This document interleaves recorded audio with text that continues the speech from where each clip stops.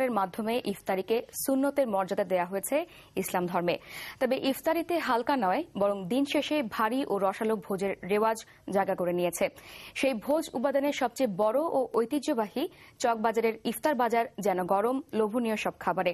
তবে পুষ্টি বিজ্ঞানীর পরামর্শ, ইফতারে অতি ভাজা পোড়ায় হিতে বিপরীত হতে পারে। শাহেদ আলমের রিপোর্ট। জিলাপি ইফতারের অন্যতম অনুষঙ্গ, তাই বলে এত বড় জিলাপি? এটা মাঝখানে ডাইল আছে, পোলা চাল আছে, কিসমত ভালো, ঢাকার নবাব খাদ্য দেওয়া গেছে। শাহী বোম্বাই নামের এই জিলাপি কেবল দেখা যায় রমজান এলে চকবাজারের ইফতার বাজারেই। পিস নেড়ে মনে করেন কেজি 120 টাকা, এলা এক কেজির বেশি, 1 কেজিতে একটু কম হয়। হ্যাঁ, ইফতার গুলোকে বেশি বাজি। কেউ মনে করেন অনুষ্ঠানে এলে দেয়, আবার মনে করেন জামাই বাড়ি দেয়, শ্বশুর বাড়ি দেয় না, ওই হিসাবে ওরা বেশি বেশি করে নেয়। বিকাল না হতেই পা ফেলার জায়গা যেন হারিয়ে গেল চকবাজারে। ইফতারের খাবারের ভিন্নতা আনতে আস্ত একটি ছাগলকেই কাবাব বানিয়ে রেখেছেন জনৈক বাবুচি। শুধু কি তাই, রকমারি সুস্বাদু এসব কাবাব অলংকার স্বরূপ। মূল হাক ডাকতো বড় বাপের পোলা নামক খাবারকে নিয়েই। খালি বড় বাপের পোলায় খায়, ঠোঙ্গা ভরে ফেলে যায়। আমি বড় বাপের পোলা খাক দিছি, জিলেবি নিয়েছি, অন্যান্য সব জিনিস আরো নিব। আল্লাহর রহমতে ঐতিহাসিক চকবাজার এই জায়গা ইফতার প্রতি বছর হয়। আজকে থেকে প্রায় 100 বছর ধরে এখানে চলছে। আপনি কি বড় বাপের পোলা? আমি বড় বাপের পোলা, বড় বাপের চটপটি খাই নিচ্ছি। তবে তৈলাক্ত ও কালো তেলে ভাজা পোড়া এসব খাবার অন্য সময়ে যতটা না ক্ষতিকর, সারাদিন রোজা শেষে তা আরো বেশি বিপদ ডেকে আনতে পারে বলে মন্তব্য পুষ্টিবিজ্ঞানীদের। যেভাবে ওরা তৈরি করে ওইভাবে না খাওয়াটাই বেটার, অনেক ক্ষতি হয় তাতে। একই তেল বারবার যদি ব্যবহার করা হয়, এর মধ্যে ক্ষতিকর একটা কম্পাউন্ড তৈরি হয়, সেটা আমাদের শরীরে নানান ধরনের ডিজিজ তৈরি করে। ছোলা ভাজা, ছোলা মুড়ি এগুলো খুব ভালো খাবার। কেউ যদি খেজুর খায় বা অন্যান্য এই ধরনের ফল মূলকে যদি খায়, এটা ইফতারের জন্য খুবই ভালো। ইফতারের অন্যতম অনুষঙ্গ খেজুর। পুষ্টিবিজ্ঞানের মতে এরকম ফলমূলই বেশি উপাদেয় রোজাদারদের জন্য। তবে বিক্রেতাদের ভাষাই বাজারের আগুন অন্য সবের তুলনায় যেন একটু বেশি লেগেছে আমদানি করা এসব ফলমূলে। অবশ্যই এক কার্টুনে 400-500 টাকা বেশি। খেজুর, আপেল, মালটা 1200 টাকার মালটা 2000 টাকা। কয়দিনের ব্যবধানে বাড়ছে? এই 3-4 দিন, এই 2-3 দিন ধরে।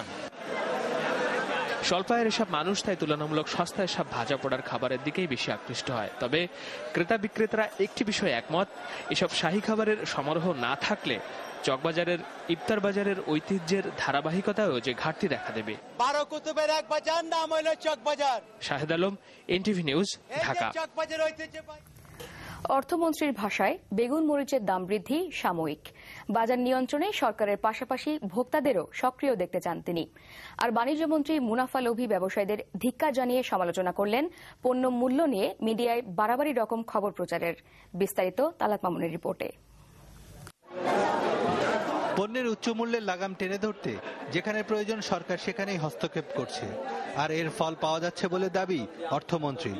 পণ্যমূল্য নিয়ন্ত্রণে সরকার কি করছে এমন প্রশ্নের জবাবে অর্থমন্ত্রী বলেন, কজন লোকের সিন্ডিকেট ভাঙতে কি করা প্রয়োজন তা তিনি বুঝে উঠতে পারছেন না। আমাদের যে ব্যবসায়ীরা যেটা করছেন, 5-6 মিলে যে সিন্ডিকেট করেন, জানি না, এটা একটা আনকমফোর্টেবল ব্যাপার। এটা কি করে যে আমার কাছে এটা অদ্ভুত লাগে যে, এবং সেখানে আমরা কিছু করতে পারি কিনা আই ডোন্ট নো। যে মানুষের যে ক্রোধ এবং মানুষের যে দ্রোহ, এইটাকে একেবারে একটু সঞ্চয়িত করার প্রয়োজন আছে। আর বাণিজ্যমন্ত্রী ফারুক খান রমজানে ব্যবসায়ীদের অতি মুনাফার প্রবণতাকে ধিক্কার জানিয়েছেন। ওইসব ব্যবসায়ীদেরকে আমাদের ধিক্কার দেওয়া উচিত, যেসব ব্যবসায়ীরা আজকে রমজান মাসকে উপলক্ষ করে বেগুনের দাম কিনছে 30 টাকা দিয়ে, সেটাকে 60 টাকা করে দিচ্ছে। জাস্ট এই কথা মনে করে যে আমার বাড়ির লোকজন তো বেগুন দিয়ে একটু বেগুনি খাবে। আমি জানি না তারা কোন এথিক্যাল পয়েন্ট থেকে এই ব্যবসা করছে। It's a matter of great shame and মানুষ হিসাবে এটা আমাদের জন্য একটা লজ্জার বিষয়। ফারুক খান পণ্যমূল্য নিয়ে গণমাধ্যমে প্রচারিত খবরের সমালোচনা করে বলেন, তাদের প্রচারিত খবরের কারণেও অস্থিতিশীল হয়ে উঠছে বাজার। Talat Mamun, NTV news, Dhaka. রমজানের যানজট নিরসনে ঢাকায় কাজ শুরু করেছে ভ্রাম্যমাণ আদালত। সোমবার থেকে অবৈধ ও ত্রুটিপূর্ণ যানবাহন আটক করতে মাঠে নামবে ২০টি আদালত। যান চলাচল স্বাভাবিক রাখার কাজ মনিটরিং ও সমন্বয় করতে ১২ সদস্যের একটি কমিটিও গঠন করেছে সরকার। রোববার সকালে ডিএমপি কার্যালয়ে অনুষ্ঠিত হয় কমিটির প্রথম সভা। রিপোর্ট করছেন ওজার ইবনে ওমর। তেজগাঁয়ে বিজি প্রেসের সামনে রোববার সকালে যানজট নিরসনে বসানো হয় ভ্রাম্যমাণ আদালত। গাড়ি অথবা চালকের ভুয়া লাইসেন্স, ফিটনেস ত্রুটির কারণে চালক হেলপারের হাতে পড়ে দড়ি। ভ্রাম্যমাণ আদালত মনিটরিং ইত্যাদির মাধ্যমে কমিটির ধারণা জনদুর্ভোগ কমবে। আমরা ২০ জন ম্যাজিস্ট্রেট চেয়েছি, আমরা আশা করছি ২০ জন ম্যাজিস্ট্রেট পেয়ে গেলে আমরা সারা ঢাকা শহরেই মোবাইল কোর্ট পরিচালনা করতে পারবো। এর ফলে আবার যানবাহন সংকট কি তৈরি? না, সেটা তো হইতেই পারে। অবৈধ জিনিসটা করা যায় না, এর জন্য তো অবৈধ জিনিস এলাও করা যাবে না এবং সেটা আমাদের চেষ্টা করতে হবে যাতে উন্নত মানের যানবাহন দেওয়া যায়। তবে যানজট বিরোধী কাজ এ মাসের ৭ তারিখ থেকে চলছে বলে জানায় ডিএমপি। ১৬০০ গাড়ি এরই মধ্যে পাঠানো হয়েছে ডাম্পিং স্টেশনে। ভ্রাম্যমাণ আদালত যানজট কমাবে এটা এই মুহূর্তে নিশ্চিত করে বলা না গেলেও তারা ভালোভাবে কাজ করলে ঢাকা শহরে যান সংখ্যা যে অনেক কমবে তা নিশ্চিত করে বলা যায়। এর ফলে ঢাকার সীমিত সংখ্যক জনপরিবহনের উপর বাড়বে যাত্রীর মাত্রাতিরিক্ত চাপ। এখন এই রমজানের সকালে ও বিকেলে, বিশেষ করে ইফতারের আগে নগরবাসী ঘরে ফেরার সময় যখন দেখবে যানজট সহনীয় কিন্তু যানবাহন পেতে তাদেরকে পড়তে হচ্ছে এক অসহনীয় পরিস্থিতির, তখন যে জটিল অবস্থার উদ্ভব হবে তা বোধহয় সরকারকে ভাবা দরকার আগে ভাগেই। ওজাইর ইবনে Omar, NTV news, Dhaka.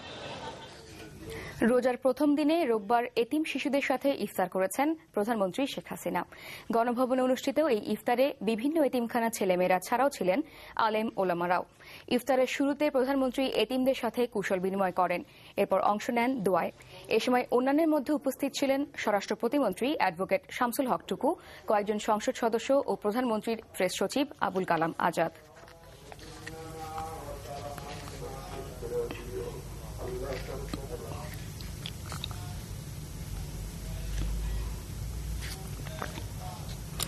BNP chairperson Begum Khaleda জিয়ার পক্ষ থেকে এতিম, আলেম, ওলামা ও মাসায়েকদের সম্মানে ইফতার মাহফিল অনুষ্ঠিত হল রোববার।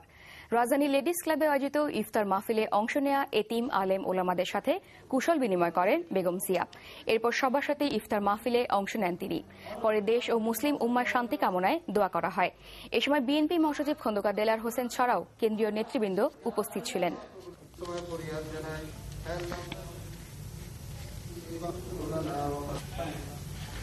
বিএনপি চেয়ারপারসন বেগম খালেদা জিয়ার ক্যান্টনমেন্টের বাড়ি সংক্রান্ত সরকারি নোটিশের কার্যকারিতা স্থগিতের মেয়াদ আরও ৪ মাস বাড়িয়েছে হাইকোর্ট।